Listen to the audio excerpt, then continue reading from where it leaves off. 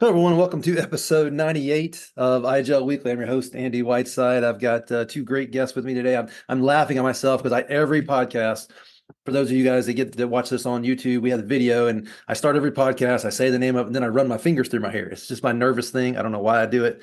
But I've noticed that I do it, and now I find it amusing because I can't stop. I don't know why, but I can't stop. Well, welcome to IGEL Weekly, episode 98. Super excited to have both Bill Sutton, who runs the practice, the modern workspace practice at XenTegra on me, and Chris Feeney, who's been, I don't know, just amazing supporting us as a partner in his former role and now in his current role. Chris, I know you've moved from Channel SE leader. What's your actual title now? Specifically Vertical Solutions Director, which I started about a year ago as we were kind of reshaping under our new leadership. And it's kind of emerged since then, but it's definitely fallen under what's specifically our product marketing group. So now I roll under that and, have dotted lines obviously to the other parts of the organization that I've worked with, the channel team and others. So, but stuff like this that we're about to go through. I mean, I was already kind of, using it, but now I'll be actually using and doing it in terms of content creation and talking about, why IGEL is, we think, one of the best products out there. Not a perfect product, but certainly a really good product, great product. So And let's tee you up. So you're transitioned into a role where you're doing integrations, or how did you specifically say it? so Vertical Solutions Director. So Ver- Vertical Solutions Director. So yeah, and that's why you brought today this blog from Frederic. I'm gonna Bratstig. I say it Brad right. Stig. Yeah, Brad Stig. Okay. So he's been awesome over the last couple of years, talking about Windows and where Windows fits and where it doesn't fit and where IGEL can replace Windows. Now, I'm going to be honest. I am recording this podcast on a Windows-based computer, a massive one. It's got, I don't know, 256 gigs of memory. It is ridiculously powerful, way more than I need. But then as I was hitting record, I realized I'm hitting record to the cloud. I don't need Windows anymore, even to do a podcast like this. I could get away with running IGEL on just not a bare bones, but a basic-ish machine, maybe 16 gigs of memory. But you brought this because this is a big message in the IGEL world. You're not saying get rid of Windows. You're saying follow Microsoft's lead and connect to Windows in the cloud. So why did you bring this specific article? Well, there's a date that's lingering out there just over a year away, about 11 or 13 months. October 14th of 2025 is the end of life for Windows 10. And so that's when a lot of customers, we've already seen them have been having to go through and figure out what their strategy is. Um, can the existing hardware they already have run, upgrade to, and also perform well on the new version? Or are they facing a scenario where they have to either consider new hardware to run the OS, given the requirements and everything, which we kind of outline in the blog here? And then certainly we get a chance to get in there and tell them, hey, there is another option. And obviously with you guys, hey, there is another option, and then kind of lead them down the path. So, but yeah, it's definitely similar to when that Windows 7 transition, Windows 10. I've been through it before. Many of us been in the industry for a long time. Have kind of seen where this, Yeah. transition naturally occurs, whether it's XP to Windows. What came after that? Windows 7, I suppose. Well, Chris, what do you think about Windows X? Honestly, I haven't really done a ton of looking into that. Haven't heard a ton about it. Given the what I just referred to. Uh, Do you know what Windows X is? Short answer is no. Other than the Wikipedia article you have in front of me. So the answer is no, right? And you're in this industry and you don't know what Windows X is. Bill, do you know what Windows X is or was? No, sir. Windows X was a promise from the guys in Redmond that would be the last client operating system and we would never have to go through this crap again. That's what Windows X was. I listened to podcasts like crazy about Windows back in the day Yeah. when I could stand to sit there and listen to the This Week in Windows or whatever it was for 2.5 hours and listen to them talk about gaming and their weekend and what kind of beers they drink just to get to the content. But one of the content was Windows X was going to be the last operating system. But oh, wait a minute. At the last minute, they threw a number on it, 10. You're like, perfect 10. I felt like Donald Trump there with my fingers doing the perfect 10 thing. Right. That was their last operating system for the client. Oh, but let's put a number on it just to be safe. And guess what? Now we're talking about the end of Windows 10, just a handful of short years after we were promised it was the end of the client versioning saga. And of course, I mean, technical guys like us knew it was going to be, there was going to be versions, but there would be no next thing that got marketed and sold as the next great operating system for the endpoint.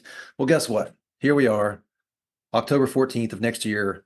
Windows 10 is done, and we're all forced to get back on our hamster wheel and chase it. Yeah, it's been a steady wheel for what, 30 years? And here we are once again, right? Will the next version after 11 be X Yep. times 2 or whatever? Yeah, it'll be something. Guaranteed. It'll be something. So not part of the topic of this cast, but because of what happened on July 19th, if you're not aware of that, look it up. I heard some inkling that Microsoft was now going back to revisit the idea of an OS that limited kernel access. That's a whole another conversation we could have if that's going to become a thing in the future for Microsoft. But today, Chris, did you just say kernel? I did. What's Kernel, kernel? Kernel. What's the kernel for this thing, Windows 11, based on? What is the kernel? Oh goodness. Dang it, we've talked about this. It's NT for sure, NT4. It's NT. It's go back to 1995, not Windows 95. That'd be exactly the wrong thing to say, but go back to 1995. It's the same dang kernel, just with a more advanced UI and a more advanced operating system around it. We keep on this hamster wheel. Well, we got the same vulnerable, issue-prone kernel. It's magical. Don't get me wrong. It can do a lot of things. It's also very powerful. You see the conundrum why people like me are going, why are you still running Windows when you don't have to run Windows on these endpoints? Yeah, no, it's certainly like there's this one you'll hear if you haven't heard about it, this boot to cloud, right? Well, that's all great. You could totally do it on IGEL. Just boot from a non-Windows device to get directly to your Windows machine. You know, and so why do you need Windows on the endpoint necessarily? And so there might be a legitimate reason, but as much as possible, what we've provided is a more secure option on your endpoint. Current ones, even going back in time, depending on what the hardware requires and depending on the workload and the needs. And then of course, if you do need new hardware, there's some great vendors out there we work with that have, great hardware that can run IGEL very well, and also Windows from a cloud workspace, on-prem or hybrid or whatever. Yeah, so Chris, let's just point out, and we'll move on because I know you got a lot to cover, and I know you've got a limited amount of time today. But the hardware minimal requirement. Oh my goodness, I can't believe they're even saying this. Dual core, 1 gigahertz minimum for the CPU. RAM. I guess this is assuming you don't want to run any applications, including the browser. That's right. RAM is 4 gigs. Now we all know that's at least 16 to be functional. Storage is 64 gigs if you just want to install the operating system and maybe an app or two, maybe cache some of those cookies. And the updates, don't forget the updates. UEFI secure boot, got that. TPM 2.0, got that. And then graphics, DirectX 11, WDDM 2.0. Of course, we don't have to we don't have to focus on, we just know that the hardware requirement is going to continue to grow as we run Windows. Bill, I've had you kind of sitting at bay. I didn't think you'd expect me to get this passionate about this, but this is madness to me. And I really do struggle with the fact that I got to bring this up to customers and they just accept it as status quo and normal. Bill, general thoughts on this before we move into the why IGEL portion? No, I agree. 4 gigs of RAM is minimal for this. No, it is craziness that that's the minimum specs, and I think if you look at most cloud PCs, they're running at least 4 to 5 times of that or more. Yeah. Yeah, at least if you want to be functional. Yes. So the messaging out of Redmond is don't deploy Windows anymore, Mr. Businesses of all sizes. You need to deliver, not deploy. In the article here, it says it's time to make a shift to virtualized Windows and connect remotely. That's the key part. Over a presentation protocol like RDP or HDX protocol. Bill and I will call it ICA until we die, I'm sure. And here's the reasons why. Stability. Okay, great. Stability, as long as you have a decent network connection. Stability, access from anywhere. Again, as long as you have a decent network connection. High speed connect to data. Slim connect to the user endpoint. So high speed connected to data, slim connect. Chris, I'm sorry. What does this one specifically mean? I can take a stab at it. Yeah, go ahead, Bill. I was digesting as you just highlighted I think this goes back to the days, Andy, where we said when you're doing VDI, put the VDI device, not the device, but the actual virtual desktop itself as close to the data as possible. So I think that's what they're getting at here. You don't need a super high speed connection to the endpoint device, but you need a decent connection from the resulting VDI location to the data. 100%. Yeah, that's exactly what that's referring to. And then the proof of the pudding here for me is I remember literally flying to Denver, getting to an office space. I didn't have time to find out what their guest Wi-Fi was, so I just fired up a hotspot, got on my AVD, ran a Teams call with video audio from my hotspot, which probably had maybe 3 bars, and it was perfectly fine. So not a very fast, I would say, connection to the endpoint, but the back end was completely fine, and the hardware I was using was able to handle all of that. So it doesn't require much, in terms of that, and just with the protocols and the compression and all that stuff. And but it is going to be really nice to have a much higher speed on the back end. And Chris, I listened to the Control Up podcast with Benny and Doug Brown the other day, and they made a really good point. The thinnest way to do that is with an HTML5 browser running on anything, Windows, Mac, Linux, IGEL Linux, you name it, is the thinnest way. And we as VDI guys and app publishing or app presentation guys, we've benefited greatly from the advancements in HTML5 and the compression and delivery of data that lives on the back end, just like we're talking about here. We've benefited greatly from that. That's been the number one driver for the user experience that we're getting in the VDI. Is the stuff that's actually happening in the browser, which is the thing that's threatening to kill VDI and app publishing the most. Yeah, no, certainly. I mean, I've tried to work out of a browser all day long from an IGEL device, and for the most part, honestly, for what I need, it was completely doable. And especially if you're, traveling, you just need access to, but that HTML5 browser brings a lot of capabilities in now. You throw in a secure browser that you guys I know are very familiar with. A couple options there, whether it's delivered from Citrix or Island or what have you. You can have a lot of control down there at the endpoint, and certainly if you need a Windows access to a machine, right, you can secure that through various means. Let's talk about security, because that's I skipped multi-session on purpose. I'll come back to that. Yeah. But security, all of this is simplified, and what's happening that really matters is back in the data center, whether it's delivering it to an HTML5 browser or whether it's VDI or published app.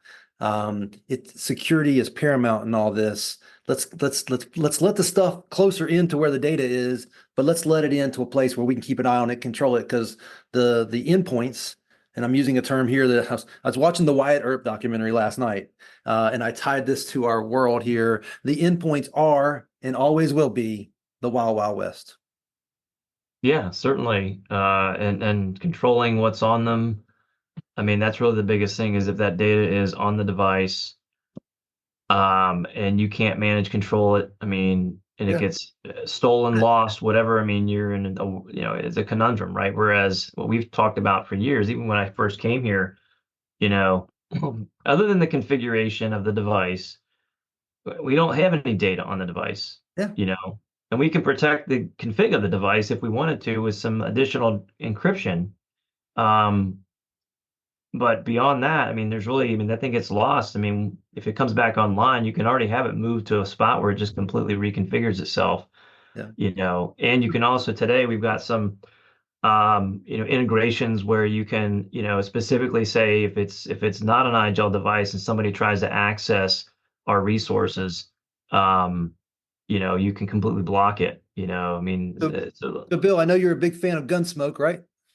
I watched it back in the day. Yeah. What's the one way? What's Oh, the man. one and only way they controlled the gun violence in the towns in the West? The sheriff. Well, but they took the guns away eventually from the people who came into town, gave them to the sheriff. He would hold them for them while they were in town. And the law marshal, the law lawyers, the law enforcers, the sheriff or whoever, they were the only ones with the guns, and that's the only way. So they took the gun away from them. In this case, what we're talking about here is take the gun away, give them a, I don't know, something else, something much more mitigated, like a Linux endpoint, and say, go have fun in our town. And when you leave town, we'll give you your guns back. We're going to be Marshall Dillon, is what you're saying. That's the idea, is get Windows out of the endpoint. And now, all right, so let me go back to this one. This all is kind of madness that we would deliver Windows. However, we've gotten protocols that are better. We've got networks that are better. We've got efficiency that's happening all over the place. And drum roll, please. We have multi-session. Multi-session, because Microsoft wants these workloads in Azure. They've kind of made it to where you kind of have to put them in Azure if you really want endpoint workloads to be in the cloud. And the only time this makes sense at scale is when you get multiple sessions, whether it's 2 users using a single VM or 60. It's the only time it makes cost-effective sense for the masses to do it this way, is through the powerful. You guys probably heard me say this, that there was some candidate for a release from Microsoft 20 years ago that had multi-session in it. I was so excited about it, and then it went away, and here it comes back all of a sudden, 20 years later. Do you guys agree that the cost effectiveness of this is only possible through multi-session? I agree with that. Obviously, that's been the cost effectiveness of VDI, is the ability to run it on a multi-user system, whether it's a server or now a desktop. So yes, absolutely. Yeah, and I think there's been, multiple phases of this, right? From the licensing perspective, I early on in my career thought VDI was going to be the thing, only to find out that the way it was licensed was prohibitive. That's why you saw, more multi-session experiences deployed, whether it was desktops or certainly with apps. So it's to completely sunset that type of solution makes no sense. But to better manage it in the cloud is where you have other products, like in the case of AVD, Nerdio certainly brings a cost-effective means for managing that environment. So there's certainly a lot we could cover here. Yeah.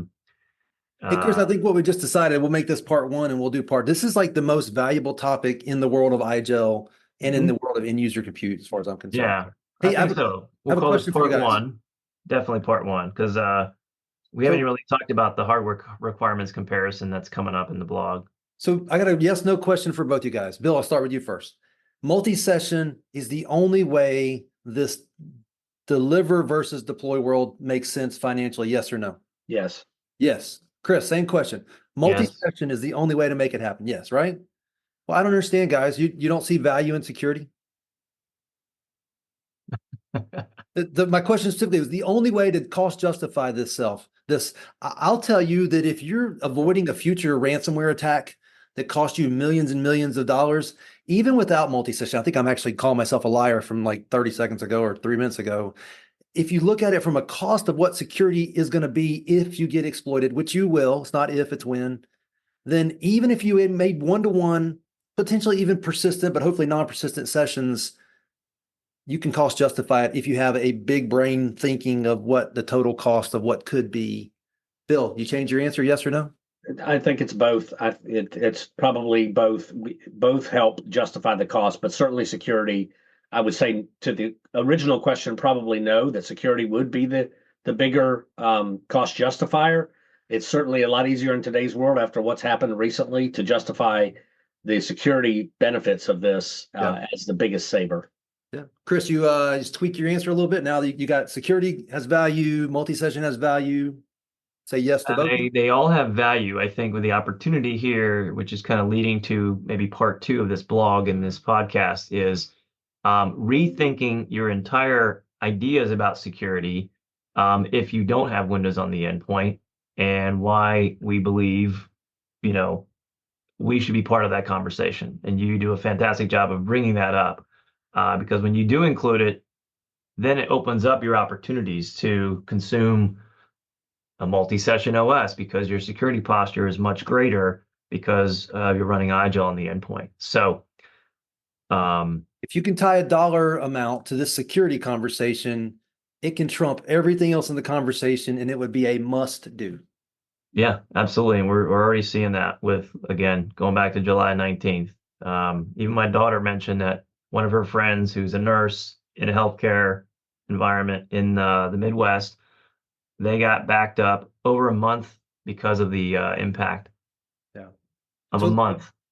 So let me put it like this, Bill, if you can take this one and see cost justification here, and you can take this one being multi-session, this one being security and avoiding the next big security thing that we all know is coming. It is coming. It is coming. We wake up every Monday worrying, is this the week? Well, a couple weeks ago, it was one of those weeks. It's coming. But if you take these two and add them together, this is a no-brainer, isn't it? In my view, yes. So why in the world are we still having to have conversations with customers who have not even begun to think about this as the alternative? My answer on that one is they've just been brainwashed to status quo, and getting them to think differently is our number one struggle. That is absolutely our number one struggle, because the one question that customers ask that I don't see, it's probably in here somewhere, is what if I don't have connectivity? Which is less common than it used to be, but it still happens. Yeah. Hey, Chris, I know you're out of time. You had another meeting to go to, right? I do, but I think we've teed this up for part 2. So right. Yeah. Guys, I appreciate the time today. We'll make this part 1, and we'll start part 2 with why IGEL, to answer all these questions. Maybe we've kind of alluded to some of it already, but let's talk about for real why IGEL and why people should consider the it ain't Windows endpoint conversation. Yeah. Guys, we'll talk to you next week. all right. Thanks, Andy. Thanks, Bill.